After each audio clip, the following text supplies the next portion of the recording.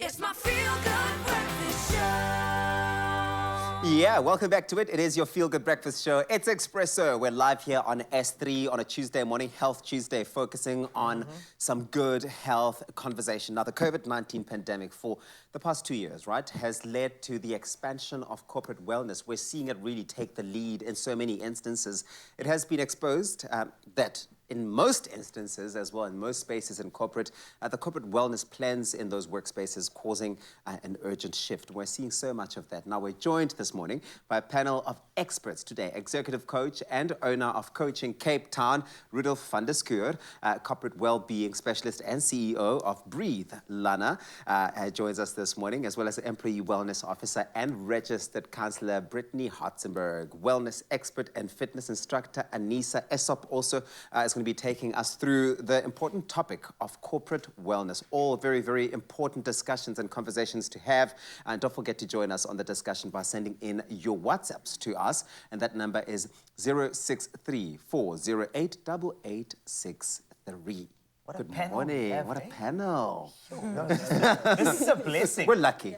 We're very lucky. But we have everybody. We have people that can breathe and relax and fitness instructors. And this is great. Now, this is something that I'm very passionate about as well when it comes to anybody in a workspace and workplace. Because, as you know, vulnerabilities and showcasing them in the workspace, it almost feels like an incompetence to actually talk about it, which is unfortunate. Exactly. But, Brittany, I'm going to start with you. I didn't single you out. I just thought, you know what, why not? But as you know, when it comes to wellness, it's a corporate currency that should really be focused on as well. And we move into a time where our corporate spaces have changed geographically. You know, we are moving back and forth between home and workspace as well. So I think what's key is to ask around just in terms of wellness and the way it looks like and the way it's changed a little bit, especially now in 2022, because it's no longer just the building you go to in traffic and go to. It's now also your own space. So what does corporate wellness have to look like now in 2022? Yeah, that's a great question. Thank you. I think well-being right now definitely consists of so many facets. Like in the past, people have always thought wellness to be just, the physical aspects. Yeah. But now if you look at it, a lot of people want to kind of focus on the emotional, psychological, professional, and social. Yeah. And finding the balance within that is a big need within companies. And I feel like a lot of employees now look for that. They look for it as a benefit. Does the company that I offer really look after my well-being? Yeah. And if not, what can I do myself to kind of better that? And I think that's also a good question, for business leaders especially. What can we do to make working environments better for individuals? Yeah. And Rudolf, you work a lot in this space. We've seen in the last couple of months, maybe over a year now, the great resignation. That's what it's been called. People are leaving over here, over there, everywhere. People are looking for companies that really do care about wellness. Corporate wellness has become so important. What's the impact been on corporates and businesses of not really paying attention to the wellness of their employees? I think the big thing that we are discovering is that employees are leaving their bosses, not necessarily the company. Okay. A lot of employees that I work with, especially C-suite executives, they decide, I'm tired of all the corporate politics, so I want to cash out now.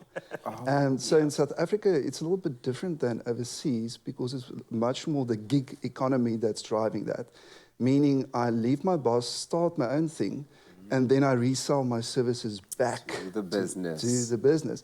So there is a negative for the bosses in a sense that they struggle to have that core team. The life cycle of your core team is shorter and smaller. But there is the good thing of, okay, so I don't have to have any issues regarding HR and all of that because I can just rehire the people that I've lost. Oh. Interesting approach to it. It is indeed. There's an ebb and flow there as well. And I think, Lana, I'd like to bring you in with regard to something that I touched on with Brittany earlier is around the changes to corporate wellness since the pandemic. Because, you used to have your team in one building.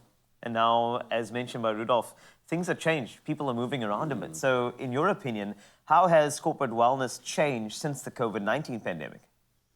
Sure. So, first of all, just to touch on and echo those words, ebb and flow. Yes.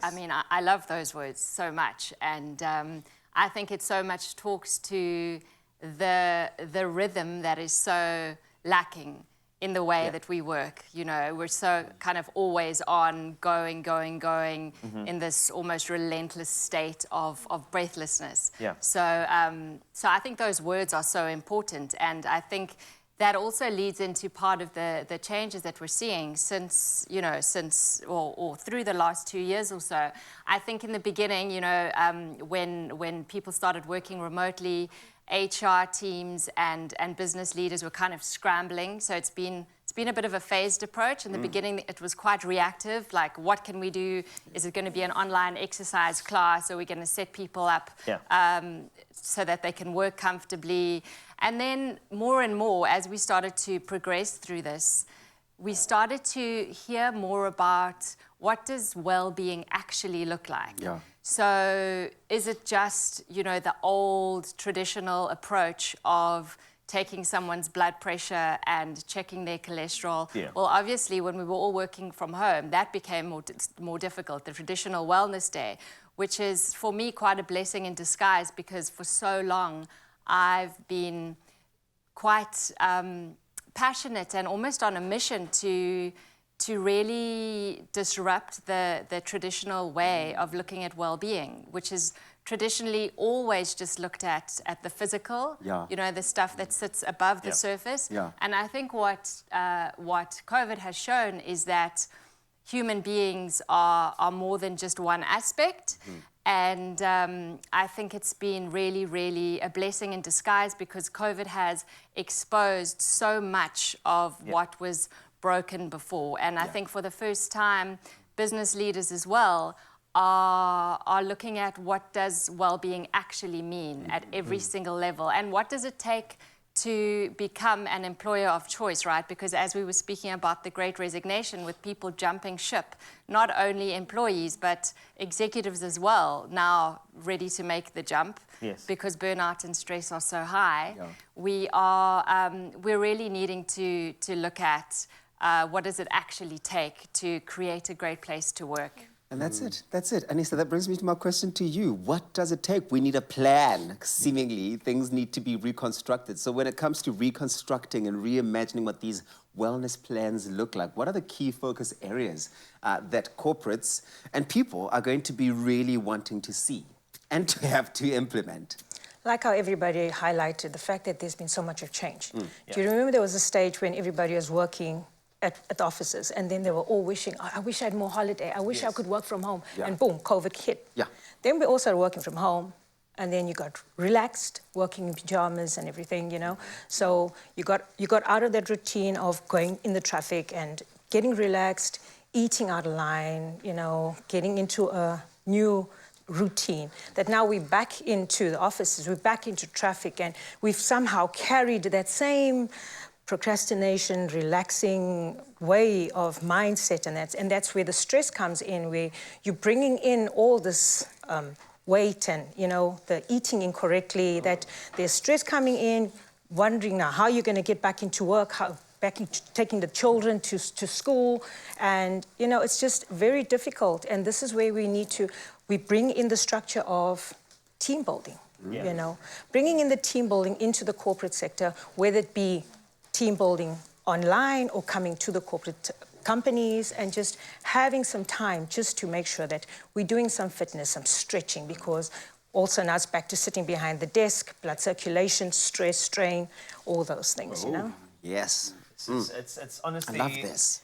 There's so many great minds on the couch today, and the thing is, what Thabisa and I would love to offer you is an opportunity to ask some questions. If your corporate space is doing something that you think is going to work for somebody else, I want you to share that too. But more importantly, if you've got any comments as well, maybe you are feeling the pinch of actually working in two places at once, then please feel free, 063 40 8863. We'd love to hear your comments and your questions to our panel. Part 2 is coming up shortly, but for now, we need to breathe. It's my feel-good breakfast show. Welcome back to your Feel Good Breakfast Show. This is Expresso. You're live in S3, and we are back. And we're keeping the conversation going with our panel of experts about the important topic of corporate wellness. Now, we're joined by, just to refresh your memory, executive coach and owner of Coach in Cape Town, Rudolph van Schoor. We've also got corporate wellbeing specialist and CEO of Breathe. Lana Heinmarch, as well as Employee Wellness Officer and Registered Counsellor Brittany Hartzenberg, and Wellness Expert and Fitness Instructor Anissa Esop. Don't forget to join our conversation by sending us through a little voice note on WhatsApp 063 408 8863. In fact, talking about WhatsApps, we have a few, don't we? We do. We have one from Leanne. Leanne, what have you got for us this morning? Good morning, Expresso family. How do I think my company could help improve my mental health? I think there's a bad stigma attached to mental health in general. Yeah. And through COVID and all the hard times that we've been experiencing, I think that it should be okay for companies to talk about mental health openly and honestly, and it shouldn't be there shouldn't be such a bad stigma attached to mental health in general. Totally. Hope you all have an awesome day. By the way, it's Leanne from Johannesburg. Thank you very much, Leanne. Beautiful one. There should be a focus on mental health. Nombulelo also came in with a voice note. Nombulelo, what's yours? Good morning, team. My company can improve my mental health by increasing my salary. Cost of living is too high. I just can't. That's my queen. That is my queen. You know what? I feel like you speak to all of us, dear Queen. I was mentioning this earlier. I'm just saying, if your company starts paying for petrol, I'm starting to feel a lot more motivated working at this place. You know what I mean? Pay for my petrol. It's going up by 250, please. What do you think of that, Rudolph? Start working for yourself. But then who's going to pay for the petrol?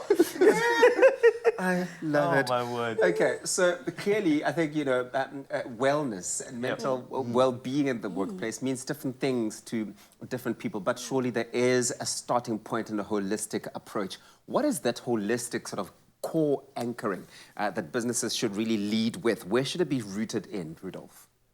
I think it should be very much rooted into the understanding of the following. Corporate health equals corporate wealth. And I love numbers. So here's some of the numbers that some of the current studies are trying to point us in some of the following directions. Okay. If employees are happy, 13% higher productivity. Oh, wow.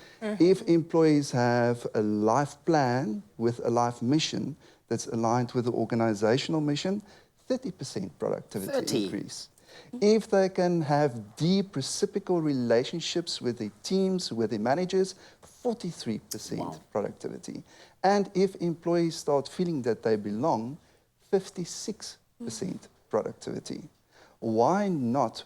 Won't you try and change that you start focusing on those key things of happiness, belonging, all those things that I've just mentioned. And very much, I think, a key component to this is our management culture. How healthy is our management culture? That's so important. That's vitally. And also, can I just tell you, Rudolph, for mentioning those stats so early in the morning, off the bat like that.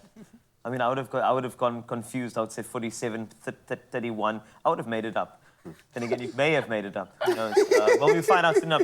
Brittany, let's go to you for a second because, with regard to corporate wellness, sometimes it's a new space for people and they would need to employ some people who are only in charge of this on the floor or in a team or maybe in a business unit. So how important is it for companies to start considering employing corporate wellness personnel in their spaces?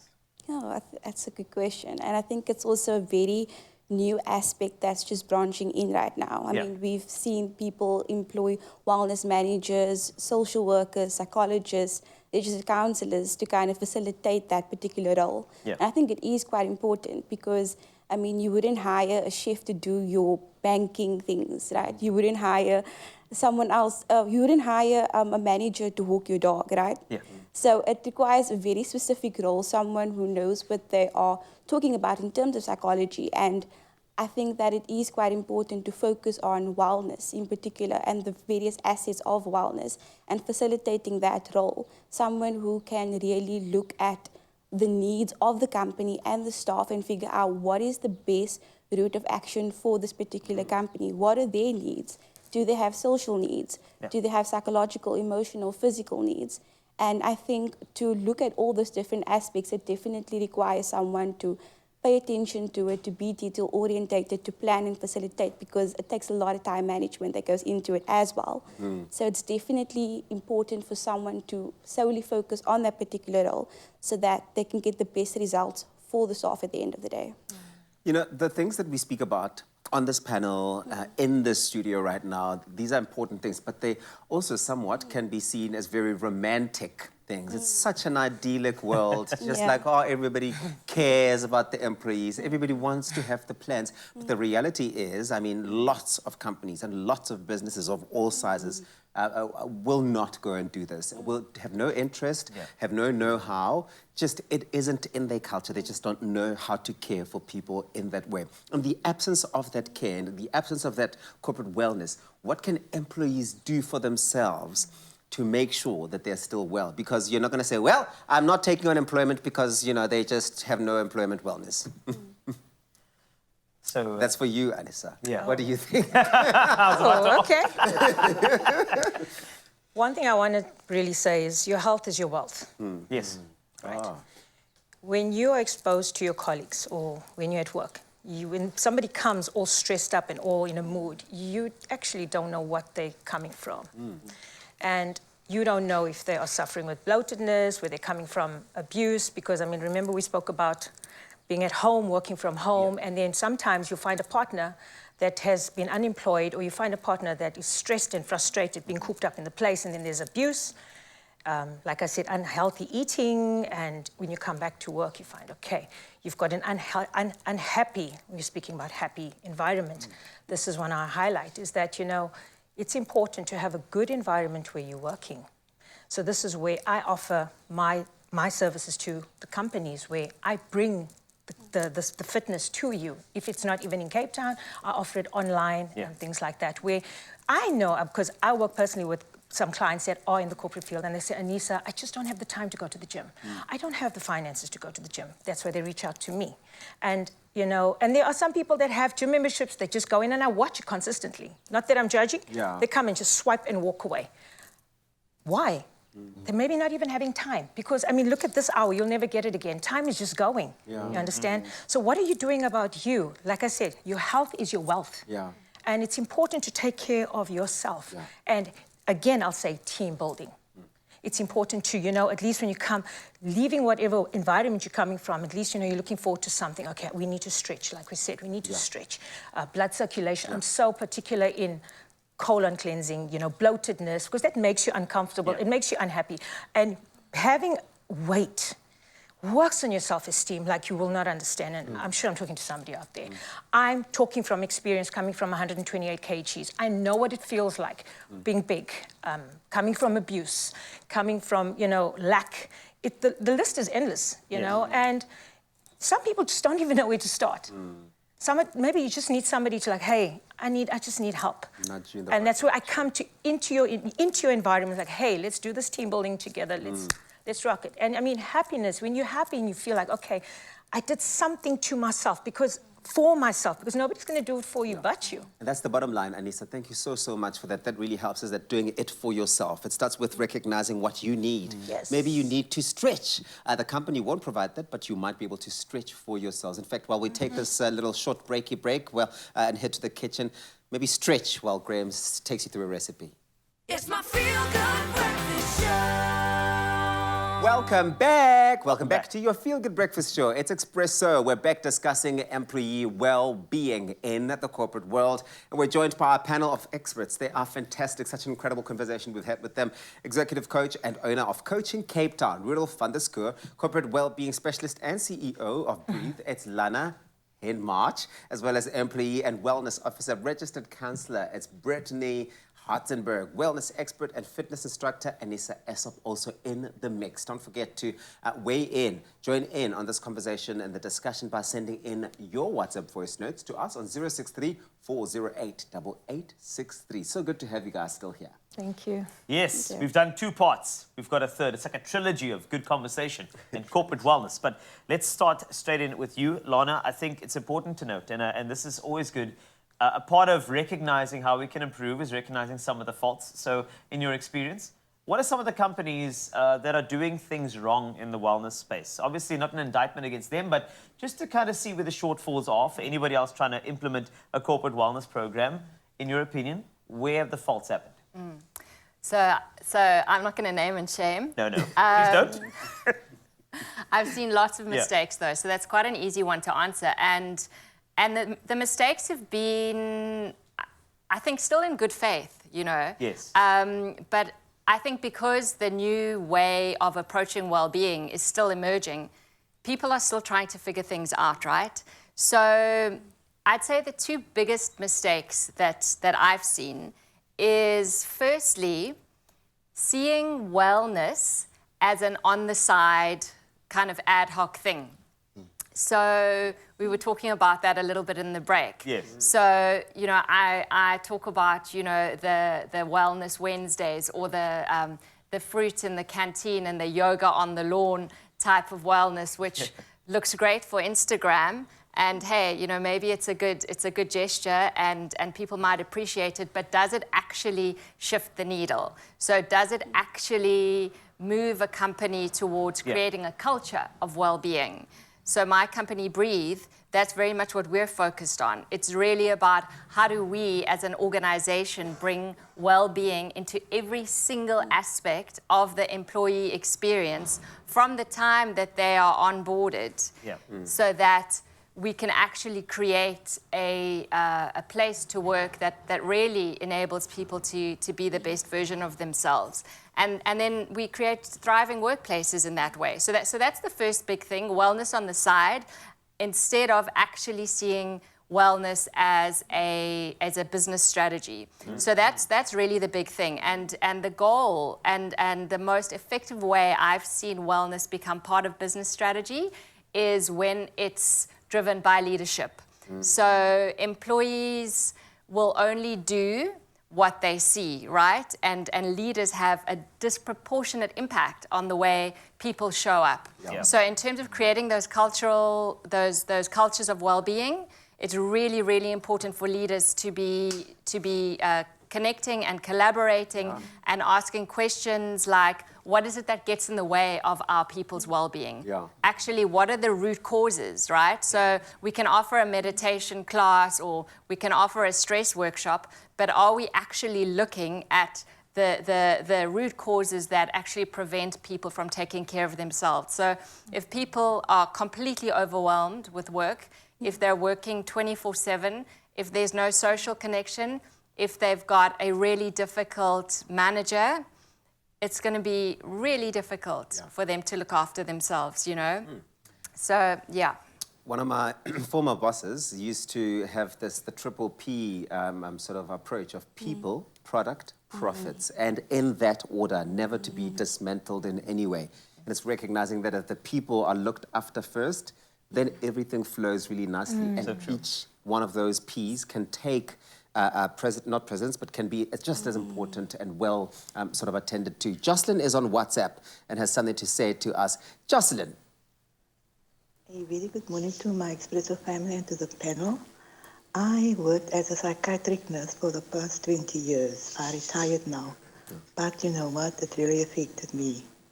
Really. I got depressed and all that other stuff. But the company that I worked with, they really stepped up to the plate to help me with professional help. Thank you so much, Jocelyn, Albert Gardens. Bye.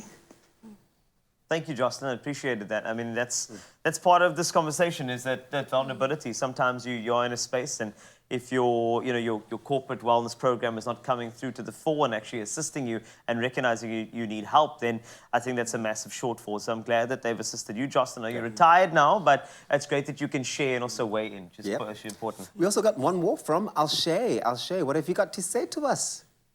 Hi, this is a question for the panel. So what's the difference between the traditional and the new way of wellness in corporate? The difference between a traditional and a new way of wellness in a corporate. Who wants to take that one? Rudolph. I think the big difference is connection. Because like, I want to echo what Lana said. Yes. In the past, wellness was sort of the stepson or the stepdaughter and all the corporate processes that was hidden in the back corner. So you were only looking at your body. Now, in the current situation, we are really looking at relationships and how well-being is facilitated by the kind of relationships that's happening within the employee space.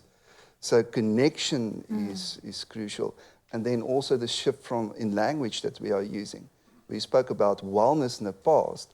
Now we're talking about well-being. Yes. So now you're looking at the human being holistically, all the different parts of you.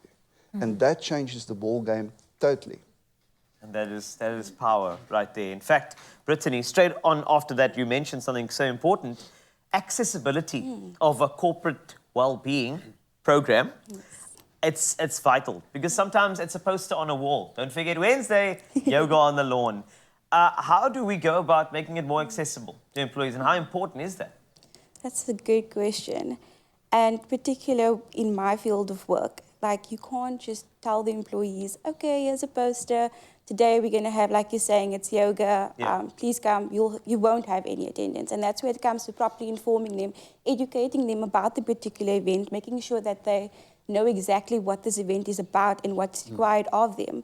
Because oftentimes people might be uneducated about something for mindfulness or guided meditation and be like, okay, so I'm just going to sit here for 10 minutes and not exactly know what it's all about. And then there's also that of collaboration with managers and supervisors, especially as an employee wellness officer being on site, you do have some sort of an advantage to kind of liaise with those managers and head of departments so that shifts can be kind of moved and shifts so that employees can have the proper access and have time mainly to attend those events. So it's all about informing them, making sure that they know exactly what the event is about, where it's going to be happening, how it's going to happen, and in particular, just making sure that they are well knowledgeable of everything about the event. And I think with that combination, you can't go wrong. Wow. Okay, so there is certainly a lot to consider when it comes to developing these plans and really creating an environment of well-being. And we want holistic well-being in our companies that we work for. We want to be well as we work for those. So thank you very much, Anissa, Brittany, Lana, and Rudolph for joining us this morning, our experts on this panel. We still do want to hear from you, 063 408 8863 as we wrap it up.